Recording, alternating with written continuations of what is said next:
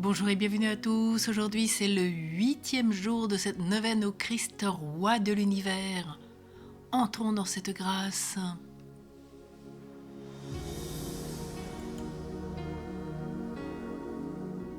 Au nom du Père et du Fils et du Saint-Esprit, Amen.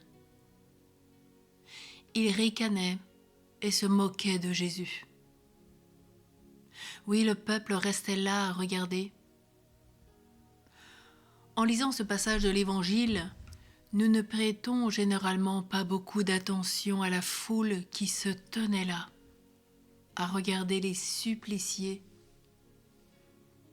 Ces personnes ne faisaient rien de mal, elles étaient simplement passives, pendant que Jésus était raillé, ridiculisé. Elles sont restées silencieuses et n'ont rien fait. Personne ne s'est avancé pour défendre Jésus. Personne n'est venu à son secours. Combien aujourd'hui le défendent, lui et son Église ? Pourquoi d'autres groupes sont-ils si rapides à défendre les leurs et leurs intérêts, tandis que nous restons souvent silencieux?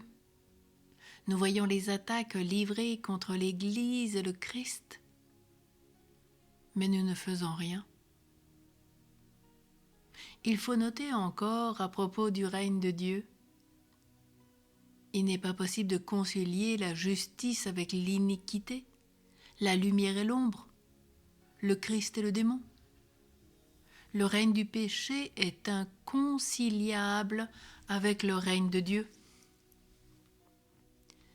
Si nous voulons que Dieu règne sur nous, en nous, que jamais le péché ne règne sur notre corps mortel, ne suivons pas les appels du péché qui sollicitent notre âme aux œuvres de la chair, du monde, aux actes qui sont si étrangers à Dieu. Faisons mourir nos membres charnels pour produire les fruits de l'esprit. Le Seigneur se promènera en nous comme en un paradis spirituel. Il régnera seul en nous avec son Christ, à la droite de la puissance spirituelle que nous demandons de recevoir, jusqu'à ce que ses ennemis deviennent en nous l'escabeau de ses pieds et que soit écartée de nous toute principauté, puissance et souveraineté. Tout cela peut se réaliser en chacun d'entre nous. La mort est vaincue, afin que le Christ puisse dire en nous : Mort, où est ton aiguillon ? Enfer, où est ta victoire ? Osée 13, 14, 1 Corinthiens 15, 55.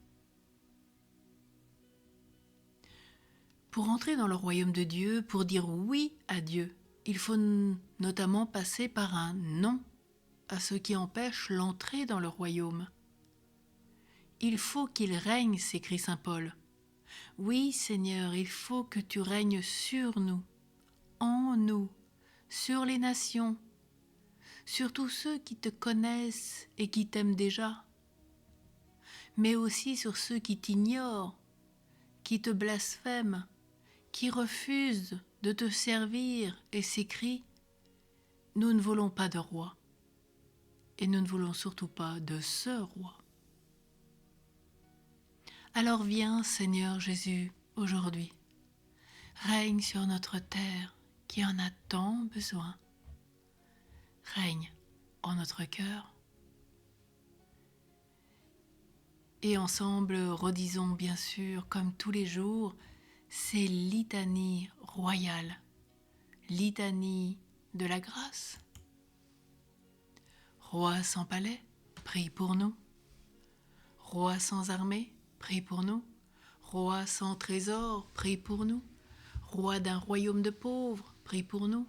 Roi d'un royaume de frères, priez pour nous. Roi d'un royaume de pécheurs, priez pour nous. Roi qui détruit la violence, priez pour nous. Roi qui renverse les puissances, priez pour nous. Roi qui relève ceux qui tombent, priez pour nous. Roi qui dissout les ténèbres, priez pour nous. Roi qui guérit les blessures, priez pour nous. Roi qui pardonne les péchés, priez pour nous. Roi d'humilité, priez pour nous. Roi plein de douceur, priez pour nous. Roi sur un ânon, priez pour nous. Écoute-nous, Seigneur.